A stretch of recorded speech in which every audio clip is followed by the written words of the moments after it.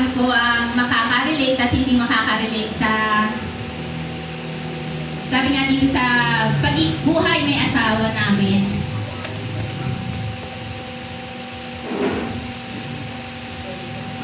Nagsimula po ang lahat noong taong 2011 na magkakilala kami ni Julian bilang textmate, usong-uso pa noon ang mga ipindot cellphone. Noon at doon na nagsimula ang lahat. Good morning, good night, kamusta ka na? Dito na mi, where na you? Hanggang matuloy na sa ligawan. Nakakatong na sa paglibing. Naalala namin ay ayos lang noon una ng mga panahon din na iyon ay pareho na kami may anak sa una at ibalay sa kanyang partner. Sabi nga po, sa loob po ng aming pagsasama, sa loob ng mga taon na yun, sabi ko nga po kanina, 15 years kami na halos na nagsasama. Pero sabi nga dun sa loob nung taon na yun, hindi po gano'n naging kadali. Sabi niya, nung una po talaga, lahat naman tayo pinagdaanan natin yan. Sa una, masaya. Siyempre doon nandun pa yung mga kilig. Sabi niya, yung hindi pa natin halos iniisip na yung araw, parang napaka-intimate pa nung mga araw, sabi nga. Tapos sabi, yung parang hindi na natin iniintindi yung mga araw na dumadaan. Pero sabi nga doon sa pinagdaanan din, na syempre darating tayo doon na nandun na yung nagdalang tao. Sabi nga, hindi naman po limit sa kaalaman ng iba na halos sunod-sunod ko yung naging anak namin. 3 pong babae yung sunod-sunod na naging anak namin. Sabi nga dyan, doon sa loob ng 15 years na yon, dumanas din po kami ng maraming pagsubok. Maraming mga trials din. Sabi nga, wala namang pagsasama na perfecto. Umabot din po na palagi kami nagkakaroon ng problema. Siyempre, nung una pa lang po, wala naman nag-start na, ang swerte nung mga nag-start na meron na agad na tirahan. Kami kasi mag-asawa, nag-start kami na naikisunong lang sa magulang. Siyempre, nagkakaroon ng maraming struggle. At nung mga time din na yun, so, nakakaranas din kami na halos parehas kami na walang trabaho.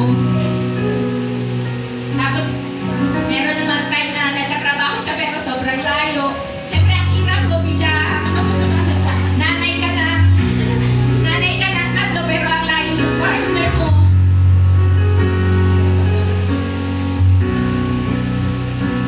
Sabi nga po dyan, doon din sa pagsasama namin, halos, sabi nga kanina, karamihan talaga, mas naaalala ng partner na babae yung madalas na pag-aaway. Yun, napakarami rin namin pinagdaanan ng pag-aaway. Halos hindi na rin mabilang. At sabi nga dyan, ano din po, bunga rin po ng, sabi, hindi naman maling desisyon, pero siguro maling pagkakataon. Na sa dami rin namin pinagdaanan na halos puro pag-aaway, laging LDR na, lagi siyang nasa malayo, umandong din po kami sa hiwalayan po. Nung nagkaroon kami ng unang anak namin babae, halos 1 taon po na magkahiwalay kami. Akala ko nga po nung time na yun, matutuluyan na. Ayan, anak ko na po yung pangalan namin babae dyan. Pero sa bilaya po ng Lord na dumating po yung chance na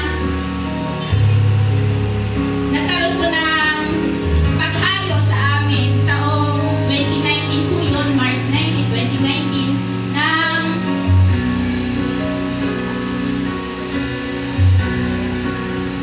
nang dumating po yung, nang ako'y makakilala at tumanggap po sa ating Panginoon sa pamamagitan po ng ating mahal na pastora sa Yumao ko po na kay Sister Mercy at sa kay Brother Fredo at sa iba pa po namin mga leaders nung time na yon. Sabi nga, may mga sila po yung mga taong ginamit ng ating Panginoon para mas lumalim pa po yung pananampalataya na meron ako sa Kanya. At doon din po, nagsimula rin po ako magpaproseso sa Kanya. At naging bahagi din po ako ng ng evangelism team namin noong time na yon. At nagpagamit sa Panginoon. Sabi nga po dati, hayo dito, hayo doon kami. Sa mga yung panahon po yun na mas lumalapit ako sa Panginoon, marami din po doon naging mga challenges at saka pagsubok. Doon na po nagsimula na mismong partner mo, uusigin ka. Sasabihin sa'yo na, lagi yung nagbabible pero yung ugali mo hindi naman nagbabago.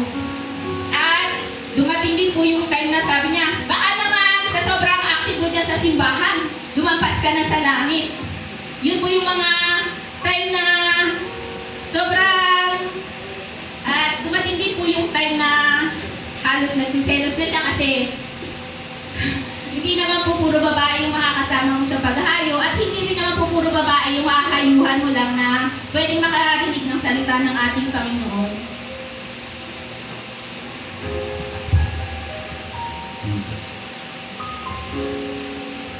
Sa kabila ng lahat aming mga pinagdaanan, ay nagpapasalamat ako sa Diyos dahil tinanggap pa rin niya kami. Naranasan namin ang kanyang pag-ibig, paggabay, at mga pangako sa aming mga buhay.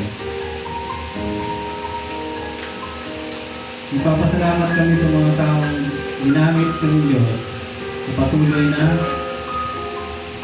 pagpapayo at pangaral sa aming mag-asawa at makayanan namin mapagtagumpayan ang mga bagay na akala namin ay magpapatumba sa aming pagsasama. Kaya nga po nang sinabi niya, sa biyaya po ng Diyos, kami po ay ikinasal dito po sa ating simbahan, sa tulong po ng ating pastora, sa tulong po ng ating mga elders at sa kapatiran po. Maraming salamat po sa kanila dahil sabi nga po ni Eunice, kami po ay freshly na kinasal dahil kami po ay kinasal noong anniversary po namin noong February 25. At sabi nga, nung time na yun, lahat din po ng aming anak, na 4 na anak po namin ay inihandog din po dito sa ating simbahan.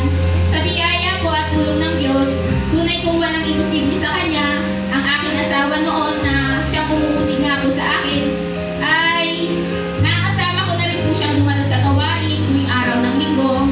At sa biyaya po ng Lord, patuloy ko pong ipinapanalangin na nawa makasama rin po siya sa retreat at maidala din po sa proseso ng ating pag-aaral at pagpapalalim pa sa ating pananampalataya sa Panginoon. At ngayon din po, ako ay isa na rin po. Salamat sa biyaya ng Lord dahil ako po ay napagkatiwalaan na rin po na maging leader dito sa ating simbahan.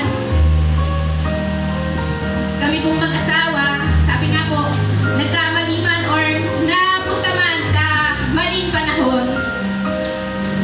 Pero muli po kami po ay tumanggap, nakakilala, at patuloy na nagbabaproseso sa ating Panginoon. Sabi nga, minahal at nakaranas ng wagas na pag-ibig mula sa Panginoon, na kami ngayon po ay naglalakad, natagulay ang kanyang basbas at pagbubuklod upang maging matagumpay sa pagkatawag, kaisa ng aming buong pamilya. At nawa nga po sa biyaya at basbas ng ating Panginoon ay patuloy na pinatatatag. At sabi nga po sa team namin noon, anumang panahon, anumang pagkakataon, anumang hamon ng buhay at anumang pagsubok, patuloy lang po tayo kumapit sa ating Panginoon. At alam ko po na kami po ay magtatagumpay. Maraming salamat po. Amen. Kiss! Sige na! Sige na! Sige na! Sige na!